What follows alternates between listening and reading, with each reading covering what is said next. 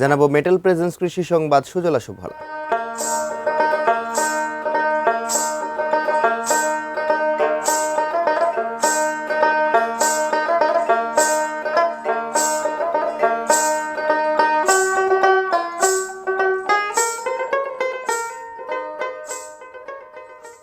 মেহেরপুরের প্রতিটি আমবাগান ভরে গেছে মুকুলে।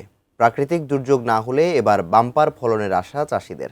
স্বাদ আর পুষ্টিগুণে দেশ জুড়ে খ্যাতি রয়েছে মেহেরপুরের আমের।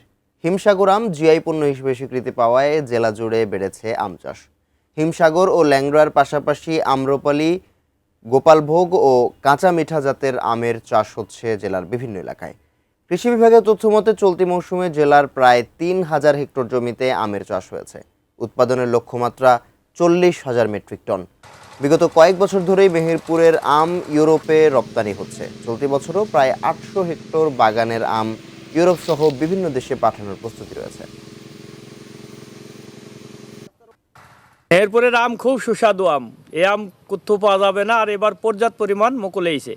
এই আম বাইরেও চালান চলে যায়। আমাদের মেহেরপুর জেলাতে প্রচুর আমের বাগানে আমের মুকুল এসেছে এবং ঝড়ঝাপটা যদি ধরা না খায় তাহলে গতবারকার থেকেও ডবল এবার আম হবে। এবছর আমরা শীত মৌসুমে দেখছি যে বৃষ্টি আসলে হয়নি। সেক্ষেত্রে যদি বৃষ্টিপাত না হয়ে থাকে সেক্ষেত্রে আম মটরদানা আকৃতি আসার অবশ্যই একটা সেচ প্রয়োগ করতে হবে।